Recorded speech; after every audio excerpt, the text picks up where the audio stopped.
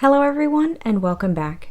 Today I'm going to be focusing on reasons why you should carry a flashlight, what all of the features mean, and the different types you can find across the vast black hole that is the internet.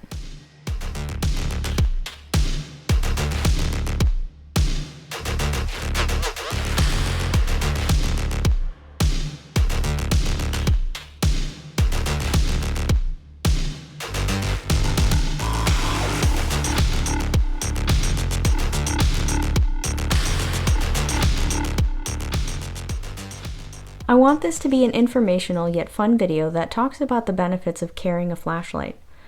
I am sure a lot of people are like, sure, let me find some room in my already stuffed purse, but don't realize that there are some really nice compact ones that you can also fit on your keys.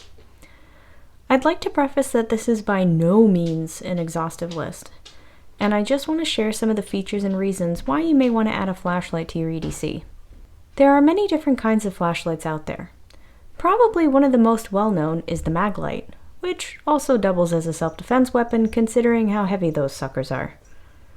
Now, even though some of us have purses that could hide the kitchen sink, not all of us really want to carry around flashlights.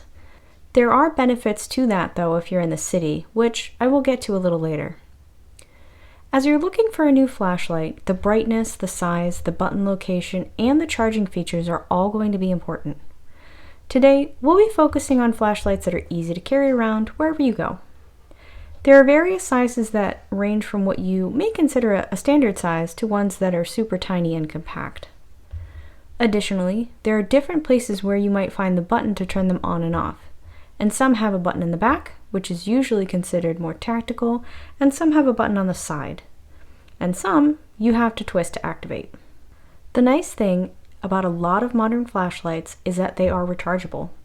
Some have built-in ports for charging, some use standard rechargeable batteries like AA's and AAA's, and some are just weird where the batteries have the USB port to charge the battery itself, but I don't know, it's just weird. And finally, maybe most importantly, there's the light itself. How bright is it? How far does the light go? And what color is the light? There are three main measurements to understand when it comes to the light that these flashlights emit: lumens, candela, and Kelvin. To put it simply, lumens is a measurement of the light that is emitted in all directions, and it correlates to how bright the light appears to the human eye. Candela is how far that light can project out in a single direction, and also determines how well it can shine through other lights in the area, whether it be a street lamp, another flashlight, or an alien abduction. High candela flashlights are also great for smoke and fog, or just a casual Tuesday in New England. Kelvin measures the color temperature of the light, whether it's more cool and blue tinted, neutral white, or warm and orange tinted. Warmer light can be easier on the eyes, while cooler light often appears brighter. So now for real-world examples. A standard candle emits about 12 lumens. A 60-watt incandescent light bulb emits around 800 lumens, and the average halogen car headlight emits about 1200 lumens when the high beams are on. The color temperature of average daylight is between 5000 and 6500 Kelvin. Since you don't always need the maximum amount of lumens for any given task, most flashlights will have varying modes that go all the way from very dim, moonlight, to being so bright that you end up blinding your girlfriend accidentally when you're sharing your new flashlight. Many flashlights also come with a strobe function that can be used in self-defense situations or for signaling. If you're really savvy, some flashlights are even programmable, meaning you can customize how bright each mode is and what order you can cycle through the modes. Okay, so let's look at some of the flashlights that I have in front of me here. I have an i1R2 Pro from Olight, an Ace Beam Pokelit, I'm pretty sure that's the name of a Pokemon, a Claris Mi7 Ti, a Streamlight Microstream USB, and the ThruNite Archer Pro. Each of these have some unique features that I wanted to highlight that I thought might help you when you're looking for flashlights. So let's start with probably the most debated flashlight brand in my experience, the Olight.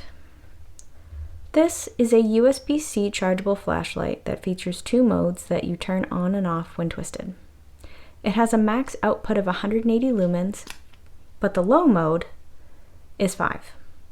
The maximum throw distance is 48 meters. This one is the tiniest of the bunch at just 2 inches in length. Olight is known to produce flashlights in a variety of colors, limited edition styles, and size options. The next one is the Ace Beam Pokelit. Pokelit. I'll get it someday. This flashlight can be powered by a AA battery or with the rechargeable lithium-ion battery. This is that unique battery that I mentioned earlier that I'd never seen before. It's smart and a lot easier to charge since I assume most of us don't carry a wall plug battery charger. This flashlight has 3 modes, a low, medium, and high mode, all activated by a tail switch. This has a max output of 550 lumens, the medium is 190 lumens, and the low mode is the same as the Olight at 5 lumens. The maximum throw is 86 meters. This flashlight is a reasonably sized one at about 3.74 inches in length, and it comes in a few colors, black, orange, and OD green. There are a lot of other interesting features of this flashlight, but I encourage you to go check out their page. I will put a link in the description below. Next, I have a Claris Mi7 Ti, which can be powered by a AA battery or a lithium-ion battery, 14500.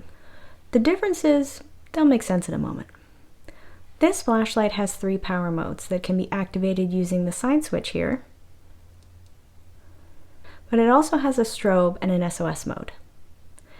There's the high mode, a low mode, and a moonlight mode. If you're using a lithium-ion battery, the high mode will give 700 lumens, the low mode 90, and moonlight 5 lumens. If you're using just a regular AA battery, the high mode is a lot less at 330 lumens. The other 2 modes are the same at 90 and 5. The maximum throw is 110 meters. This flashlight also has a unique indicator that will tell you how much battery life you have left. When the flashlight is off, if you click the power button 3 times, or click your heels and say, "There's no place like home," if it flashes 3 times, it has over 70% battery remaining. 2 flashes means about 30 to 70, and 1 flash means less than 30. I think this is a handy little indicator they added in. The body of the light is titanium, and it only comes in 1 color, unless you get creative and anodize it yourself. It is also 3.43 inches long. The next flashlight is the Streamlight MicroStream USB. The Streamlight is powered by a lithium-ion cell pack, so it is charged using a USB port. It's sneaky and hidden, but all you have to do is slide the sleeve and it appears. It also protects the USB port from dust and water. The Streamlight has 2 modes, a high and a low mode that can be activated using a tail switch. This has a max output of 250 lumens, and the low mode is about 50 lumens.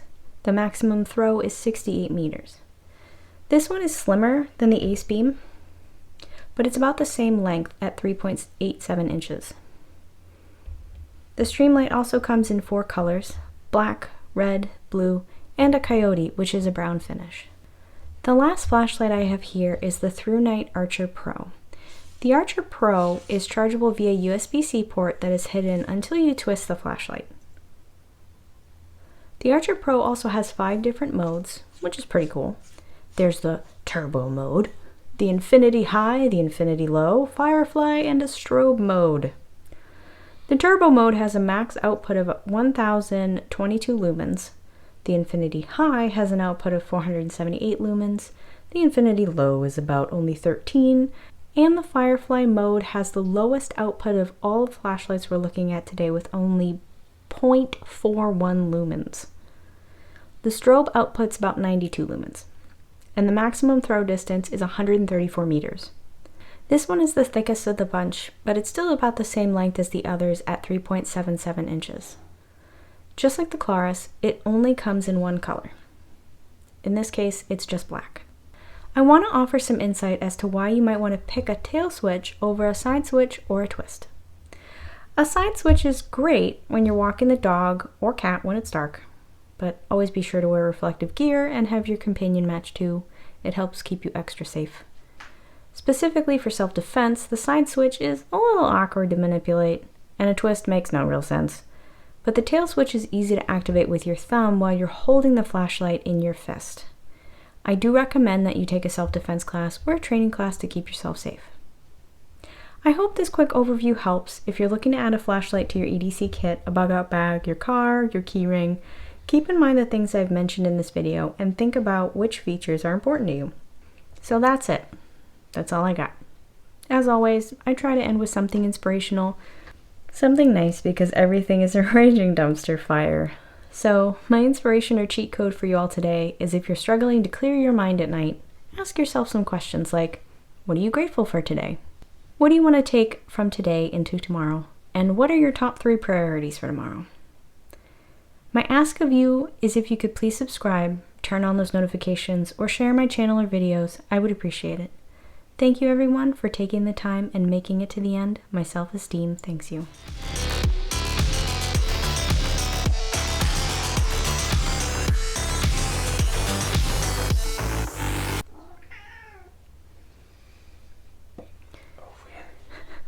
Graham does not like that.